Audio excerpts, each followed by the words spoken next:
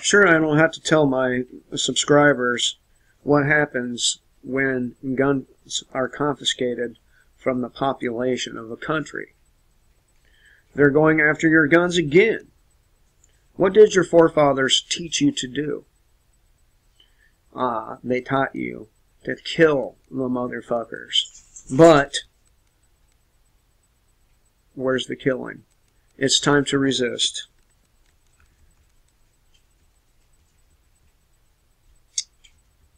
So this article talks all about how Dianne Feinstein and Nancy Pelosi are going or coming after your weapons. And they pose the question, where did their authority come from? Did it come from us being born into this country? Because I don't ever recall signing any kind of agreement to be obedient. So, I have a question for you. Where did Dianne Feinstein and friends in government, who are now quietly introducing a major gun bill, derive their delegated authorities? It's not coming from the American people. Governments are instituted among men deriving their just powers from the consent of the governed. And that's right there in your precious Declaration of Independence.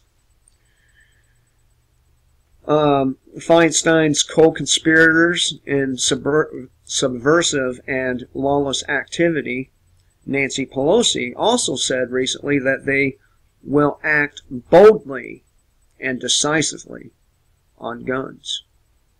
And I ask to you, where did she derive delegated authority from, we the people, to enact that which is unlawful?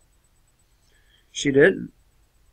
Neither did Feinstein or any other anti-gunner. Then, who are they working for?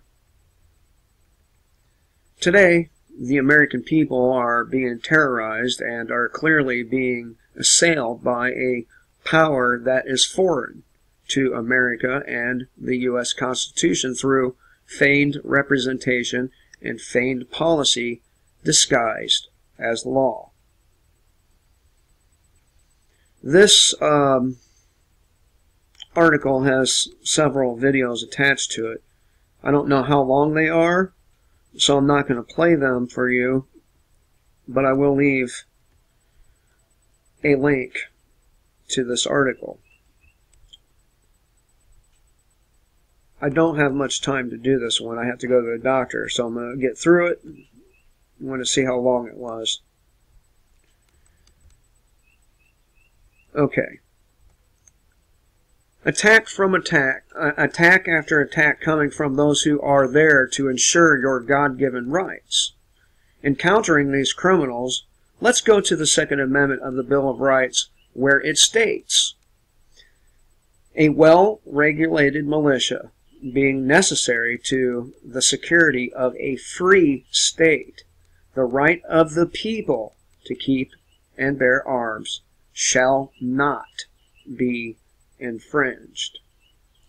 Of course, today's militias are a bunch of utterly worthless bastards who have no idea who's actually treading on them. Meaning, they are mostly pro-law enforcement. Now, I spent a few years up there in Michigan with the militia, and those people are seriously fucking brainwashed.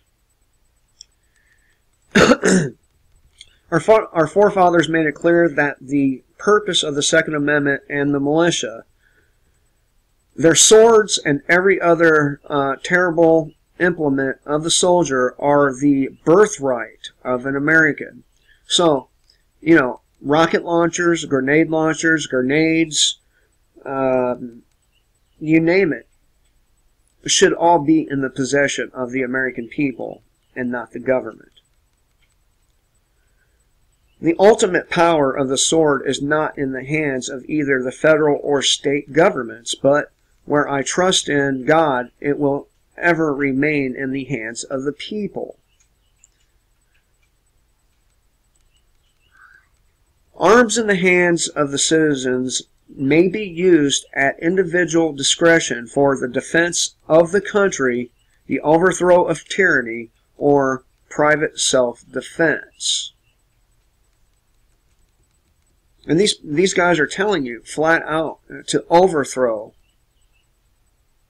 tyranny. The strongest reason for the people to retain the right to keep and bear arms is, as at last resort, to protect themselves against tyranny and government. Now, how many of you out there are going to say to me with a straight face, there is no fucking tyranny going on? This comes from George Mason. When the resolution of enslaving America was formed in Great Britain, the British Parliament was advised by an artful man, who was governor of Pennsylvania, to disarm the people that it was the best and most effectual way to enslave them, but that they should not do it openly, but weaken them and let them sink gradually. The people have a right to mass and to bear arms, that a well-regulated militia composed of the body of the people trained to arms is the proper, natural, and safe defense of a free state. And of course, our militias are not doing their jobs. So it's up to you. It's up to you to take up arms. It's up to you to go after the pedophile politicians. It's up to you to go after the politicians who steal or attempt to steal your birthrights. And he goes on. I ask, who are the militia? They consist now of the whole people. Our forefathers did not arm the American people for the purpose of hunting, but rather to protect themselves from those who were doing the hunting, namely, in their time, the tyrant King George.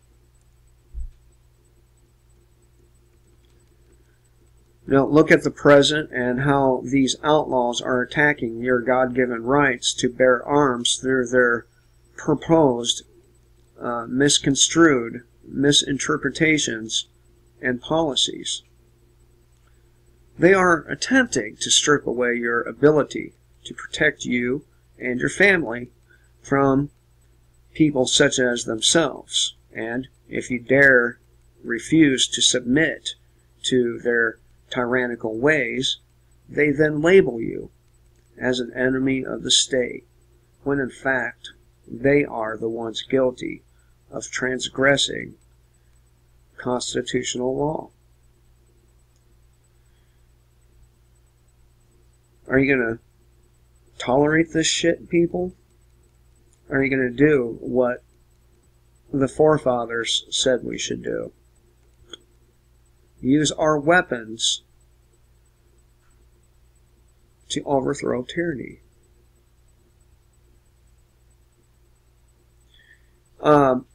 Terrorism is defined in the Oxford English Dictionary as government by intimidation.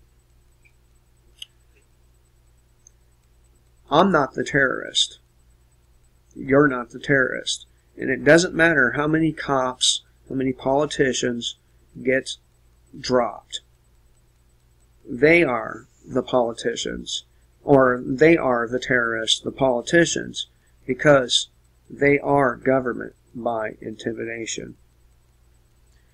Kill the state before the state kills you.